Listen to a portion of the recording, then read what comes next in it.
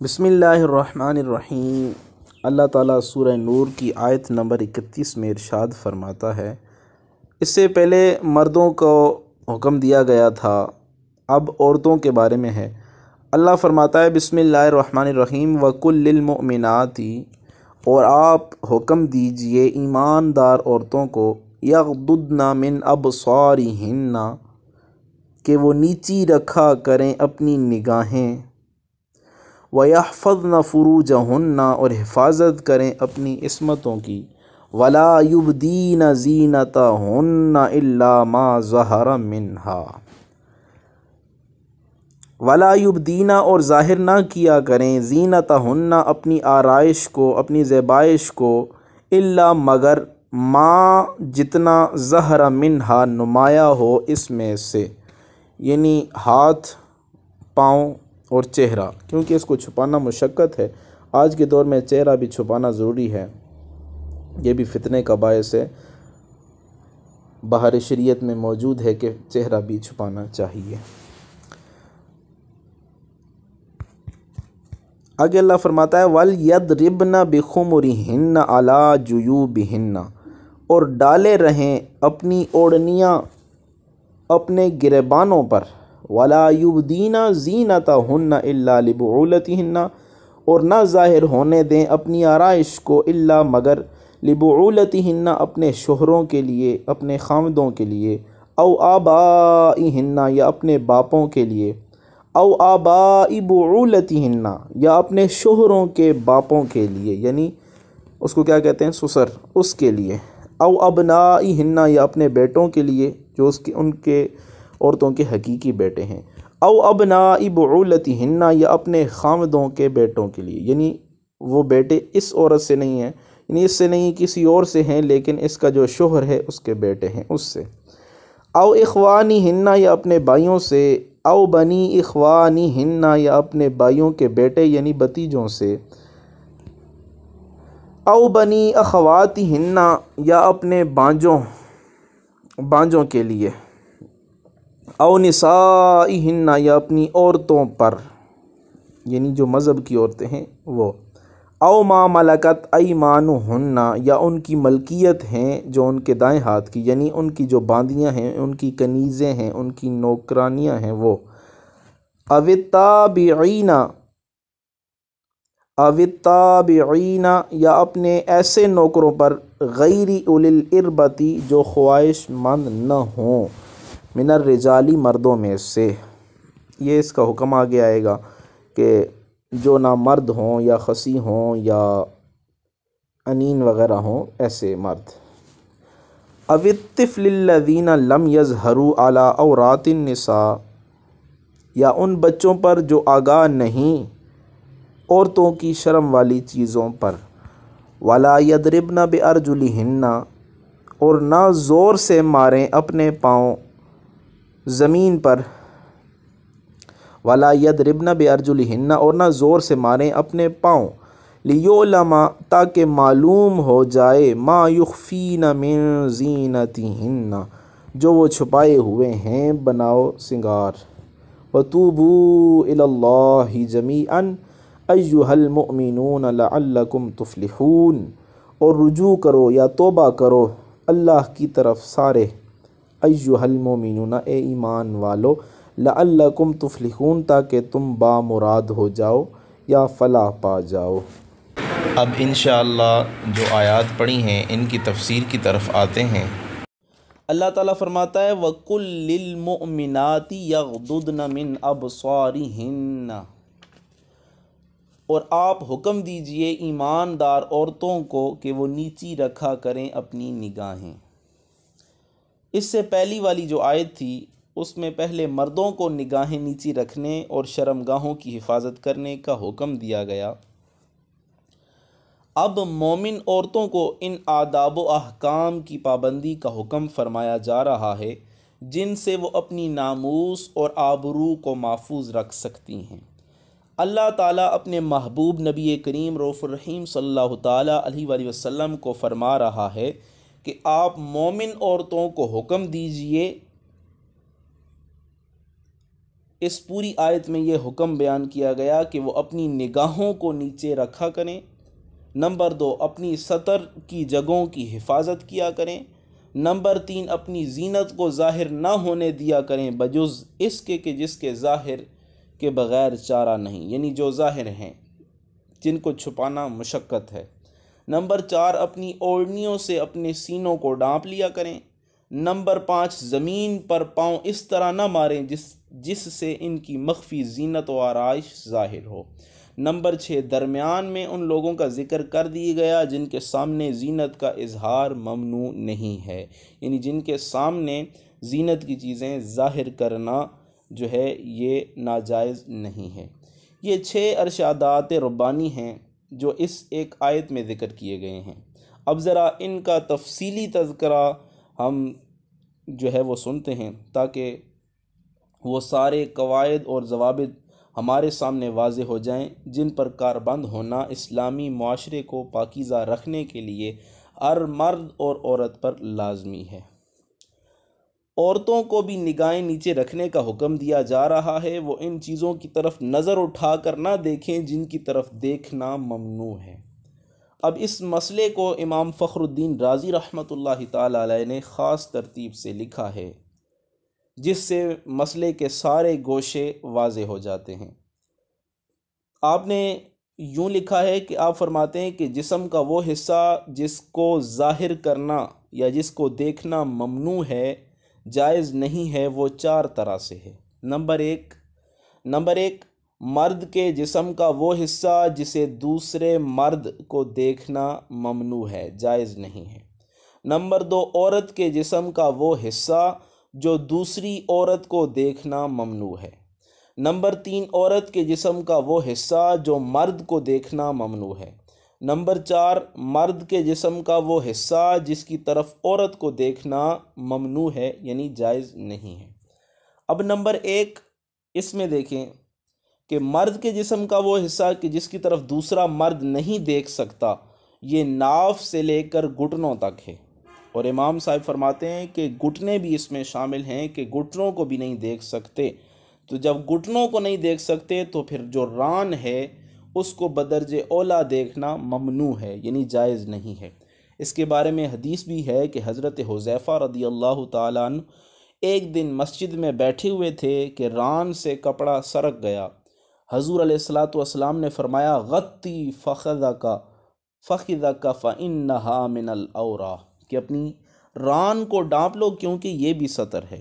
حضرت سیدنا علی رضی اللہ تعالیٰ عنہ کو بھی ارشاد فرمایا لا تبرز فخذک ولا تنظر الی فخذ حی ولا میت،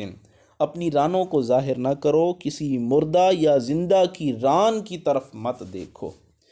تو ان حدیثوں سے وہ لوگ بھی استدلال پکڑیں کہ جو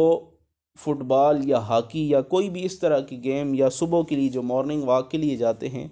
تو وہ ایسے نیچے ٹراؤزر یا پاجامے وغیرہ پہن لیتے ہیں یا ایسے کوئی کپڑا پہنتے ہیں کہ جس سے ان کے گھٹنے دکھائی دے رہے ہوتے ہیں، ان کے اوپر کپڑا وغیرہ نہیں ہوتا۔ وہ بھی ان حدیثوں سے یا ان آیتوں سے جو ہے وہ یہ مسئلہ سمجھیں۔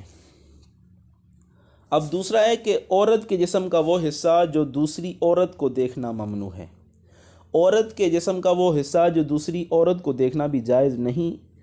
وہ بھی یہی ہے، یعنی ناف سے لے کر گھٹنوں تک نہیں دیکھ سکتی، ٹھیک ہے۔ ایک عورت دوسری عورت کے ناف سے لے کر گھٹنوں تک نہیں دیکھ سکتی، باقی جسم کا دیکھنا جائز ہے، لیکن اگر فتنے کا اندیشہ ہو تو یہ بھی ممنوع ہے، یعنی فتنے کا اندیشہ ہے تو اب یہ بھی نہیں دیکھ سکتی۔ غیر مسلم عورت مسلمان عورت کے صرف ان حصوں کو دیکھ سکتی ہے جو مرد دیکھ سکتا ہے۔ اب حضرت عمر رضی اللہ تعالیٰ نے حضرت عبیدہ بن جراح جو سالار لشکر کی طرف انہوں نے یہ لکھا، اس کا مفہوم یہ ہے کہ مجھے یہ اطلاع ملی ہے کہ ذمی عورتیں یعنی کافرہ عورتیں مسلمان عورتوں کے ساتھ حمام میں جاتی ہیں، اس سے روک دو، کیونکہ کسی ذمیہ عورت کے لیے جائز نہیں ہے کہ وہ مومن عورت کے سطر کو دیکھے، ٹھیک ہے۔ مسلمان عورتوں کا جو پردہ ہے وہ آپس میں ایک دوسرے کو کہاں تک دیکھ سکتی ہیں، کہاں تک نہیں دیکھ سکتی، یعنی ناف سے لے کر گھٹنے تک وہ ایک دوسرے کو نہیں دیکھ سکتی، باقی حصہ دیکھ سکتی ہیں۔ اگر شہوت کا اندیشہ ہو تو پھر وہ بھی نہیں دیکھ سکتی ہیں۔ لیکن کافرہ عورت سے سارا جسم، کافرہ عورت سے اتنا جسم چھپانا لازمی ہے کہ جتنا غیر محرم سے چھپانا لازمی ہے۔ اب تیسری چیز تھی کہ عورت کے بدن کا وہ حصہ جو مرد کو دیکھنا ممنوع ہے۔ اس کی وضاحت کرتے ہوئے امام فخر الدین رازی رحمۃ اللہ تعالی علیہ لکھتے ہیں، وہ عورت اجنبی ہوگی یا محرم ہوگی یا بیوی ہوگی۔ اگر نامحرم عورت ہے تو اس کا سارا بدن ہاتھ اور چہرے کے سوا ستر ہے، یعنی اس کے ہاتھ اور چہرہ دیکھ سکتے ہیں، اس کے علاوہ نہیں دیکھ سکتے۔ اور آج کل کے دور میں چہرہ چھپانا بھی ضروری ہے، جیسے کہ بہار شریعت میں موجود ہے، صراط الجنان میں بھی موجود ہے، اور بعض علماء نے بھی اس کی تصریح کی ہے، فتاوی رضویہ میں بھی شاید ہو، اس کے بارے میں مجھے علم نہیں ہے، لیکن بہار شریعت میں موجود ہے کہ چہرہ بھی چھپانا ضروری ہے کیونکہ فتنے کا دور ہے۔ اب آپ فرماتے ہیں کہ کیونکہ بے و شراء یعنی خرید و فروخت اور لین دین کے وقت چہرہ اور ہاتھوں کو کھولنے پر وہ عورتیں مجبور ہوتی ہیں، اس وجہ سے یہ چیزیں سطر نہیں ہیں غیر محرموں کے لیے۔ اب امام رازی رحمۃ اللہ علیہ فرماتے ہیں کہ چہرہ اور ہاتھوں کی طرف دیکھنے کی 3 صورتیں ہیں، چہرہ اور ہاتھوں کی طرف دیکھنے کی 3 صورتیں ہیں۔ پہلی صورت یہ، چہرہ دیکھنے کی کوئی غرض نہ ہو، فتنے کا اندیشہ بھی نہ ہو۔ پہلی صورت مثلاً اجنبیہ کی طرف بلا مقصد قصد و ارادہ سے دیکھنا جائز نہیں ہے۔ اگر ایک دفعہ نگاہ پڑ جائے، دوسری مرتبہ آنکھیں پھیر لے، نگاہیں نیچی کر لے، جیسے کہ امام ابو حنیفہ رحمۃ اللہ تعالی علیہ کی بھی یہ رائے ہے کہ اگر فتنے کا اندیشہ نہ ہو تو ایک مرتبہ دیکھنا جائز ہے اور بار بار دیکھنا منع ہے۔ وہ فرماتے ہیں وکیل یجوز مرۃ واحدۃ وَإِذْ لَمْ يَكُنْ مَحَلَّ فِتْنَةٍ وَبِهِ وَقَالَ ابو حنیفہ رحمہ اللہ وَلَا يَجُوزُ أَن يُكَرَّرَ النَّظْرُ إِلَيْهَا، یعنی فتنے کا اندیشہ نہ ہو تو ایک مرتبہ دیکھنا جائز ہے، اس کے بعد بار بار دیکھنا یعنی دیکھنے کا تکرار کرنا یہ جائز نہیں ہے۔ اب دوسری صورت یہ ہے کہ دیکھنے کی غرض کوئی نہیں لیکن فتنے کا اندیشہ ہو۔ دوسری صورت کہ جب اجنبیہ کے دیکھنے کا مقصد ہو، مثلاً کوئی شخص کسی عورت سے نکاح کرنا چاہتا ہے تو اس کے لیے اس عورت کے چہرے اور ہتھیلیوں کو دیکھنا جائز ہے، کہ ارشاد نبوی ہے کہ اذا خطب احدکم المرأة فلا جناح علیہ ان ينظر الیہا، کہ یعنی اگر کوئی شخص کسی عورت سے منگنی یا نکاح کرنا چاہے تو اسے دیکھنے میں کوئی حرج نہیں۔ مغیرہ بن شعبہ رضی اللہ عنہ نے ایک عورت سے منگنی کی، حضور علیہ الصلوۃ والسلام نے پوچھا کیا تو نے اسے دیکھا ہے؟ انہوں نے عرض کی کہ قال فانظر فإنها أحرى أن يدوم بينكما، فرمایا پہلے دیکھ لو، اس طرح تمہارے رشتے کی بقا کا زیادہ امکان ہے۔ اب تیسری صورت یہ ہے کہ غرض بھی ہے اور فتنے کا اندیشہ بھی ہے، ٹھیک ہے۔ مثلا غرض یہ ہے کہ اس سے نکاح کرنا چاہتا ہے اور دیکھنے میں شہوت کا خیال بھی ہے، تو تیسری صورت اجنبیہ کی طرف محض شہوت کے خیال سے دیکھے تو اس وقت اس کے کسی حصہ جسم کو دیکھنا بھی ممنوع ہے، یعنی ناجائز ہے۔ ہاں البتہ ڈاکٹر اور طبیب مریضہ کے جسم کے کسی حصے کو بھی دیکھ سکتا ہے جب کہ اس کا دیکھنا علاج کے لیے ضروری ہو، لیکن مستورات کے علاج کے لیے ایسے طبیب اور ڈاکٹر کے پاس جانا چاہیے جو امین ہوں۔ اس لیے امام رازی رحمۃ اللہ علیہ فرماتے ہیں یجوز للطبیب الامین، یعنی ایسے طبیب کے پاس جانا جائز ہے کہ جو امین ہو، ان ينظر الیہا للمعالجہ، تو وہ علاج کے لیے اس کو دیکھ سکتا ہے، کیونکہ وہ دلیل دیتے ہیں کہ اگر عورت ڈوب رہی ہو یا اسے آگ لگ گئی ہو تو اسے بچانے کے لیے اس کے جسم کے کسی حصے کو ہاتھ لگانا یا اس کی طرف دیکھنا ممنوع نہیں ہے، کیونکہ اس وقت اس کی جان بچانا فرض ہے۔ یہ احکام اس عورت کے تھے جو اجنبیہ اور نامحرم ہو، اور محرم عورت کے متعلق امام ابو حنیفہ رحمۃ اللہ تعالی علیہ کے ارشاد یہ ہے کہ جسم کے وہ حصے کہ جو کام کاج کرتے وقت عام طور پر کھل جاتے ہیں، فقط ان کی طرف دیکھنا جائز ہے۔ اور یہاں سے ایک اور چیز بھی ہے کہ اپنی بیوی کے جسم کا کوئی حصہ ایسا نہیں ہے کہ جس کی طرف دیکھنا خاوند کے لیے ناجائز ہو یا ممنوع ہو۔ اب چوتھی چیز جو شروع میں امام فخر الدین رازی رحمۃ اللہ علیہ لکھتے ہیں کہ مرد کے جسم کا وہ حصہ کہ جس کی طرف عورت کو دیکھنا جائز نہیں ہے، وہ فرماتے ہیں عورت نامحرم مرد کے ناف اور گھٹنوں کے درمیان نہیں دیکھ سکتی۔ بعض نے کہا ہے کہ عورت مرد کا صرف چہرہ اور ہاتھ دیکھ سکتی ہے، اس کے جسم کے باقی حصوں کی طرف نہیں دیکھ سکتی، لیکن پہلا قول ہی صحیح ہے کہ وہ ناف سے لے کر گھٹنوں تک نہیں دیکھ سکتی۔ یہ اس وقت کا حکم ہے کہ جب فتنے کا اندیشہ نہ ہو، اور اگر فتنے کا اندیشہ ہو تو پھر مرد کے کسی حصے کی طرف دیکھنا جائز نہیں ہوگا، حتیٰ کہ مرد کے چہرے کی طرف بار بار دیکھنا بھی جائز نہیں ہوگا اگر فتنے یا شہوت کا اندیشہ ہو۔ اب یہاں پہ اللہ تعالیٰ ایک اور ارشاد ہے آگے اسی آیت کا دوسرا حصہ، وَيَحْفَظْنَ فُرُوجَهُنَّ، کہ حفاظت کیا کریں اپنی عصمتوں کی۔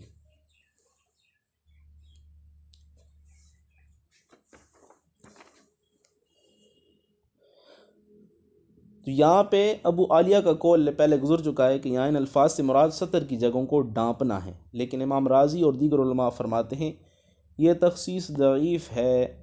ظاہر آیت کا تقاضا یہ ہے کہ ہر اس چیز سے حفاظت کی جائے جو اللہ تعالیٰ نے حرام کی ہے، اس سے مراد بدکاری، مس کرنا اور دیکھنا سب داخل ہیں۔ اب اگلا حصہ اس آیت کا یہ ہے، اگلا یہ ہے کہ وَلَا يُبْدِينَ زِينَتَهُنَّ إِلَّا مَا ظَهَرَ مِنْهَا، اور نہ ظاہر کیا کریں اپنی آرائش کو مگر جتنا خود بخود نمایاں ہو اس سے۔ یہاں یعنی وہ زینت جو ظاہر ہے، جس کے اظہار کی ممانعت نہیں، جس کے متعلق حضرت عبداللہ بن عباس، حضرت مجاہد، عطاء بن رباح، ابن عمر، حضرت انس رضی اللہ تعالی عنہم کا قول ہے کہ ما کان فی الوجہ والکف والخداب والکحل، یعنی وہ زینت جو چہرہ ہتھیلیوں میں ہوتی ہے جیسے خداب، مہندی وغیرہ اور سرما وغیرہ۔ اور حسن بصری رحمۃ اللہ علیہ بھی فرماتے ہیں کہ چہرہ اور وہ کپڑے جو ظاہر ہوں۔ اور بہت سارے اور بھی اقوال ہیں، ابو بکر جساس رحمۃ اللہ علیہ کا قول بھی ہے کہ اس سے مراد چہرہ اور ہتھیلیاں ہیں، کیونکہ سرما چہرے کی اور مہندی اور انگوٹھی یہ ہتھیلیوں کی زینت ہے، تو ان کو دیکھنا جائز ہے یا ان کو ظاہر کرنا جائز ہے۔ لیکن خیال رہے کہ یہ اباحت یا یعنی یہ جواز اس وقت ہے جب کہ فتنے کا اندیشہ نہ ہو، ورنہ چہرہ اور ہتھیلی کو دیکھنا بھی حرام ہے۔ علامہ ابو حیان الاندلسی لکھتے ہیں، اور اگر عورت خوب رو ہو یعنی حسین چہرے والی ہو، خوبصورت ہو، اور اس کے چہرے اور ہاتھوں کی طرف دیکھنا فتنے کا باعث ہو، تو اس پر لازم ہے کہ وہ اپنے چہرے اور اپنے ہاتھوں کو ظاہر نہ کرے۔ آج جب کہ لوگوں کی آنکھوں میں حیا نہیں رہی، ہر طرف آوارگی اور بےہودگی کا دورہ ہے، ہر اس شخص پر جس کی نگاہوں میں عفت و عصمت کی کوئی قدر و قیمت ہے، اسے چاہیے کہ وہ اپنی جوان بہو بیٹیوں کو بے پردہ باہر نکلنے سے روکے، انہیں نامحرموں کے سامنے بے تکلفی سے آنے کی اجازت نہ دے۔ اس آیت کے اگلے حصے میں اللہ تعالیٰ ارشاد فرماتا ہے وَلْيَضْرِبْنَ بِخُمُرِهِنَّ عَلَى جُيُوبِهِنَّ، اور ڈالے رہیں اپنی اوڑھنیاں اپنے گریبانوں پر۔ پہلے عورتیں سر پر جو کپڑا ڈالتی تھیں ان کے پلو اپنی پشت پر لٹکا دیا کرتی تھیں، اس طرح ان کی گردن، کان، سینہ وغیرہ ظاہر رہتے تھے۔ اس آیت نے یہ حکم دیا کہ سر پر جو اوڑھو،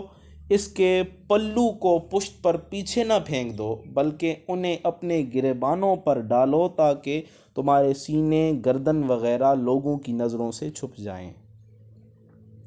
جب یہ آیہ مبارکہ نازل ہوئی، مردوں نے جا کر اپنی بیویوں، بیٹیوں اور بہنوں کو سنائی، تو اس وقت انہوں نے اس کی تعمیل کی، یعنی اس پر عمل کیا، اور اپنی ایک پرانی عادت کو چشم زدن یعنی آنکھ جھپکنے کی دیر میں چھوڑ کر اطاعت اور انقیاد کی ایک عمدہ مثال پیش کی۔ حضرت عائشہ صدیقہ رضی اللہ تعالی عنہا کے پاس آپ کی بھتیجی حضرت حفصہ بنت عبد الرحمن آئیں انہوں نے اس وقت ایک باریک اوڑھنی سر پر ڈالی ہوئی تھی، کیونکہ اس سے پہلے پردے کا حکم تو نہیں تھا۔ آپ کو یہ چیز سخت ناگوار گزری اور فرمایا انما یضرب بالکثیف الذی یستر، اے بیٹی ایسی اوڑھنی نہ اوڑھنا، یا ایسی اوڑھنی نہ اوڑھنے کا حکم ہے کہ جو موٹی ہو اور جس پر پردے کا مقصد پورا ہو۔ یعنی ایسی اوڑھنی نہ اوڑھو کہ جس سے پردے کا مقصد پورا نہ ہوتا ہو، ایسی اوڑھنی اوڑھو کہ جس سے پردے کا مقصد پورا ہو، تمہارے بال، تمہارے کان یا تمہارا سینہ جو ہے وہ کسی کو دکھائی نہ دے، ایسی اوڑھنی اوڑھو۔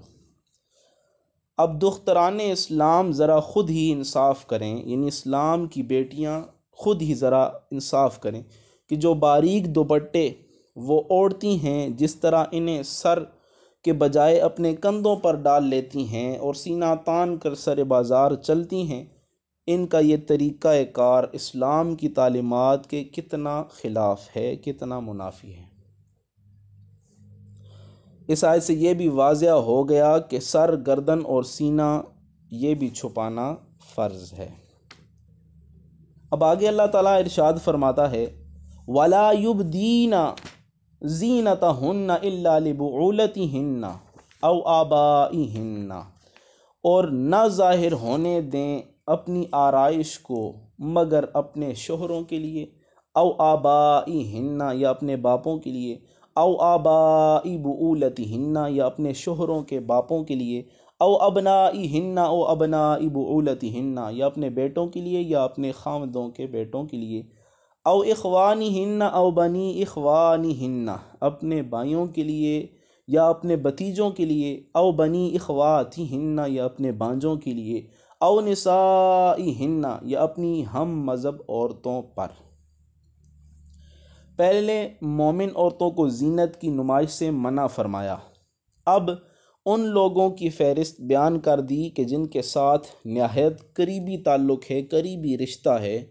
اور جن کے ہاں آمد و رفت عام ہوتی ہے، آنا جانا لگا رہتا ہے۔ اگر ایسے قریبی رشتہ داروں پر بھی اس قسم کی پابندی لگا دی جاتی تو لوگ طرح طرح کی الجھنوں میں مبتلا ہو جاتے، زندگی کی بہت سی سہولتوں سے محروم ہو جاتے۔ اس لیے بتا دیا کہ مسلم خواتین کو عام مردوں سے اپنی آرائش و زیبائش چھپانی چاہیے، لیکن ان رشتہ داروں سے جن کا ذکر اس آیہ مبارکہ میں کیا گیا ہے، اپنی آرائش کو چھپانے کی ضرورت نہیں ہے۔ اس فہرست میں جن رشتہ داروں کا ذکر ہے، خاوند کے سوا وہ محرم ابدی یعنی ہمیشہ کے لیے حرام ہونے میں سب یکساں ہیں، لیکن قرابت میں واضح فرق ہے۔ اس لیے علماء اسلام نے انہیں 3 درجوں میں تقسیم فرمایا۔ سب سے پہلے درجہ خاوند کا ہے کہ گھر میں جو اس کا مقام ہے وہ کسی اور کا نہیں ہے، کیونکہ خاوند بیوی کے جسم کے سارے حصے کو دیکھ سکتا ہے، جسم کا کوئی بھی حصہ اس کے لیے پردہ نہیں ہے، جبکہ اس کے علاوہ اس کا خاوند کے علاوہ اس کے باپ یا بیٹا یا بھائی یا اس کے خاوند کا بیٹا جو ہے وہ ان چیزوں کو نہیں دیکھ سکتا جو چیزیں شوہر دیکھ سکتا ہے۔ اب یہاں پہ یعنی جن لوگوں کے سامنے اظہار زینت ممنوع نہیں، ان میں سر فہرست خاوند ہے، کیونکہ اس سے کسی طرح کا بھی حجاب نہیں ہے، کسی طرح کا بھی پردہ نہیں ہے۔ اس کے بعد محرم لوگ ہیں، لیکن ان کے مراتب مختلف ہیں، درجے مختلف ہیں۔ جو مرتبہ باپ اور بھائی کا ہے وہ خاوند کے بیٹے کا نہیں، اس لیے اظہار زینت میں بھی فرق ہے۔ اب آگے اللہ فرماتا ہے او ما ملکت ایمانہن، یا اپنی باندیوں پر، یعنی جو ان کی کنیزیں ہیں، جس طرح پہلے عرض کیا جا چکا ہے کہ عورتوں سے مراد مسلمان عورتیں ہیں، او نسائہن یعنی مسلمان عورتوں سے جو ہے وہ اس طرح کی چیزیں چھپا سکتی ہیں، جس طرح کہ عورتوں کے لیے یعنی عورتوں کا سطر یہ ہے کہ وہ ناف سے گھٹنے تک نہیں دیکھ سکتی، اس کے علاوہ دیکھ سکتی ہیں، لیکن فتنے کا یا شہوت کا اندیشہ ہو تو نہیں دیکھ سکتی۔ لیکن مسلم خاتون نہ ہو، یہودیہ، عیسائی یا کافرہ ہو تو اس سے سارا بدن چھپانا، جس طرح ایک غیر محرم مرد سے چھپانا، اسی طرح جو ہے اس سے بھی چھپانا ضروری ہے۔ اب یہاں پہ بتایا جا رہا ہے کہ یعنی مسلمان عورتیں ہیں تو غیر مسلم عورتوں کے سامنے اپنی پوشیدہ زینت کی جگہوں کو کھولنا بھی منع ہے۔ آگے اللہ فرماتا ہے او التابعین غیر اولی الاربۃ من الرجال، یا اپنے ایسے نوکروں پر جو عورت کے خواہش مند نہ ہوں۔ اس سے مراد یہاں پہ اللہ تعالیٰ ارشاد فرماتا ہے کہ اس سے مراد وہ لوگ ہیں کہ جن میں عورتوں کی خواہش نہیں ہوتی، جیسے انین شخص یا نامرد شخص یا خصی وغیرہ، کہ ان میں جو ہے وہ عورتوں کی طرف خواہش ہی نہیں ہوتی، تو ان کے سامنے یہ زینت جو ہے وہ ظاہر کر سکتی ہیں۔ او الطفل الذین لم یظہروا علی عورات النساء، ان بچوں پر جو ابھی تک آگاہ نہیں عورتوں کی شرم والی چیزوں پر، تو ان کے سامنے بھی جو ہے یہ چیزیں، یعنی یہ زینت کی چیزیں جو ہے وہ ظاہر کر سکتی ہیں۔ تفصیل پیچھے موجود ہے، میں نے بتا دی ہے۔ اب یہاں پہ وہ بچے جو عورتوں کے خفیہ معاملات سے بے خبر ہوں، جب کوئی لڑکا اگرچہ وہ نابالغ ہی ہو اور ان معاملات سے آگاہ ہو جائے تو اس سے اجنبیوں والا سلوک کیا جائے گا۔ آج کل کا دور دیکھ لیں، لڑکے اگر نابالغ ہیں اور اتنی سمجھ بوجھ رکھتے ہیں کہ عورتوں کی شرمگاہ کی چیزیں کون سی ہیں، یا شرم والی چیزیں یا ستر والی چیزیں کون سی ہیں، تو ان سے بھی اجنبیوں والا سلوک کیا جائے گا۔ آگے اللہ فرماتا ہے وَلَا يَضْرِبْنَ بِأَرْجُلِهِنَّ لِيُعْلَمُ مَا يُخْفِينَ مِنْ زِينَتِهِنَّ، وَلَا يَضْرِبْنَ، اور نہ زور سے ماریں، بِأَرْجُلِهِنَّ اپنے پاؤں کو زور سے نہ ماریں، لِيُعْلَمَ تاکہ معلوم ہو جائے، ما یخفین من زینتہن، معلوم ہو جائے وہ بناؤ سنگار جو وہ چھپائے ہوئے ہیں۔ کئی عورتیں پازیب وغیرہ پہن کر نکل کرتی تھیں، یا گھنگرو وغیرہ پہن کر نکلا کرتی تھیں، یا وہ جھانجھن وغیرہ پہنا کرتی تھیں، اور مردوں کے جب مجمع میں پہنچتی تھیں ان کے پاس سے گزر ہوتا تھا تو وہ جان بوجھ کر اپنے پاؤں کو زمین پر مارتی تھیں تاکہ ان پازیب کی یا ان جانجن کی یا ان گونگروں کی جو جنکار ہے وہ سن کر مرد جو ہے وہ ان کی طرف متوجہ ہو جائیں۔ اس آیت میں اس حرکت سے باز آنے کا حکم صادر فرما دیا کہ ان تمام احکام کا مقصد تو یہ ہے کہ ایسے تمام اشتعال انگیز اطوار و عوامل پر قدغن لگا دی گئی، یعنی قدغن لگا دی جائے، یعنی قید لگا دی جائے، جن کی وجہ سے اسلامی معاشرے میں بدکاری اور بے حیائی کی راہیں کھل سکتی ہیں۔ اس آیت میں صرف پاؤں مار کر مردوں کی مجلس سے گزرنا ممنون قرار نہیں دیا گیا، یعنی صرف پاؤں مار کر ہی گزرنا یہ منع نہیں ہے، اور بھی بہت ساری اس طرح کی حرکتیں ہیں۔ ہر ایسی چیز جو ان کو نامحرموں کی توجہ کا مرکز بنا دے، اس سے بھی منع کیا گیا ہے۔ مثلاً بڑکیلے لباس پہن کر مردوں کی مجلسوں میں سے گزرنا، یا تیز خوشبو لگا کر مجمع عام میں جانا، یہ بھی عورت کے لیے جائز نہیں ہے۔ اب ایک حدیث بھی آپ کو میں سناتا ہوں۔ حضرت ابو ہریرہ رضی اللہ تعالیٰ نے ایک عورت کو آتے دیکھا، اس نے خوشبو کی لپٹیں اٹھ رہی تھیں، اس سے خوشبو آ رہی تھی۔ آپ نے اسے فرمایا یا امت الجبار، اے خداوند جبار کی باندی، یعنی خداوند کی بندی، تو مسجد سے آ رہی ہے؟ اس نے کہا جی ہاں میں مسجد سے آ رہی ہوں۔ آپ نے پوچھا کیا تو نے خوشبو لگا رکھی ہے؟ اس نے کہا جی ہاں۔ آپ نے فرمایا سمیت حبی ابو القاسم، میں نے اپنے محبوب ابو القاسم یعنی حضور علیہ الصلاۃ والسلام سے سنا ہے، یقول لا يقبل اللہ صلاۃ امرأۃ طیبت لہذا المسجد حتی ترجع فتغتسل غسلها من الجنابہ۔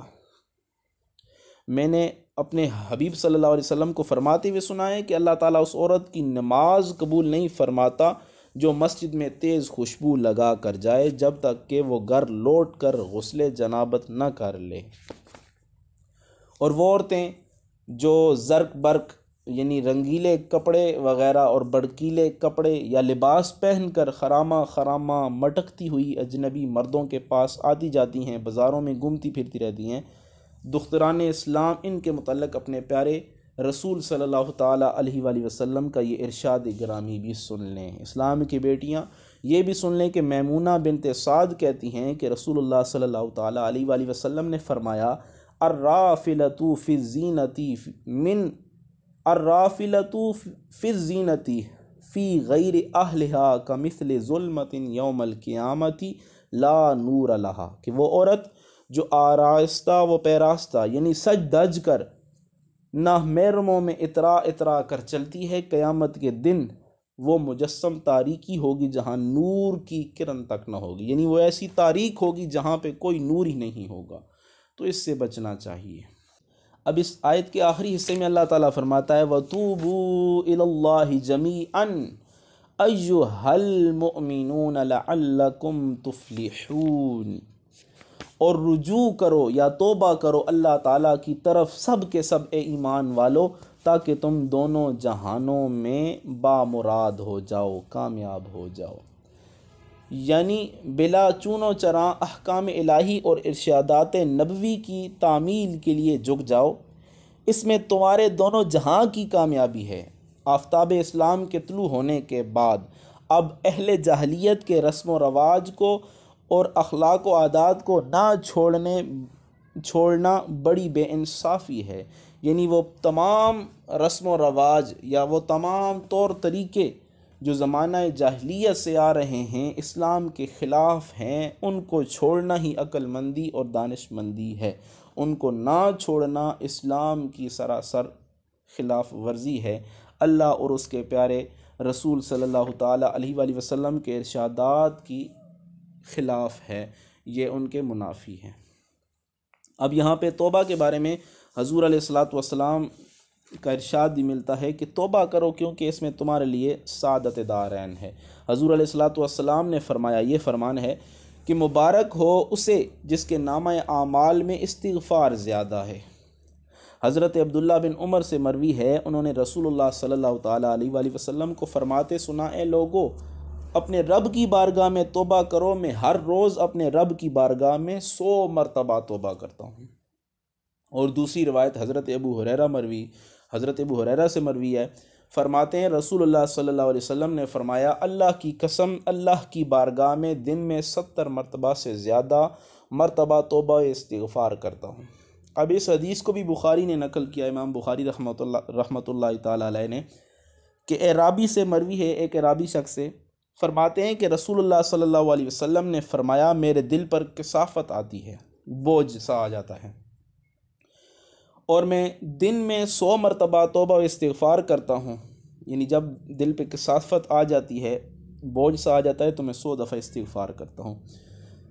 اب ایک اور روایت سنیے، حضرت عبداللہ بن عمر رضی اللہ عنہ سے مروی ہے، فرماتے ہیں ہم مجلس میں رسول اللہ صلی اللہ تعالیٰ علیہ وآلہ وسلم کا استغفار 100 مرتبہ شمار کرتے تھے۔ یعنی جب حضور علیہ الصلوۃ والسلام مجلس میں بیٹھتے، استغفار کرنا شروع ہو جاتے تو صحابہ فرماتے ہیں ہم گننا شروع ہو جاتے تھے، اور 100 دفعہ حضور علیہ الصلوۃ والسلام استغفار کرتے تھے، اور آپ اس طرح استغفار کرتے تھے، رب اغفر لی وتب علی انک انت التواب الغفور۔ یعنی یہ حضور علیہ الصلوۃ والسلام 100 سے زیادہ دفعہ کرتے تھے، اور بعد فرماتے ہیں صحابہ کہ ہم جب اس کو شمار کرتے تھے تو حضور علیہ الصلوۃ والسلام پورا 100 مرتبہ یہ استغفار کیا کرتے تھے۔ تو ہمیں بھی چاہیے توبہ و استغفار اپنی زندگی کے لیے اوڑھنا بچھونا بنا لیں، اپنی زندگی میں کثرت کے ساتھ استغفار کریں۔ اللہ سے دعا ہے اللہ تعالی ہمیں کثرت کے ساتھ استغفار کرنے کی توفیق عطا فرمائے، آمین برحمتک یا ارحم الراحمین۔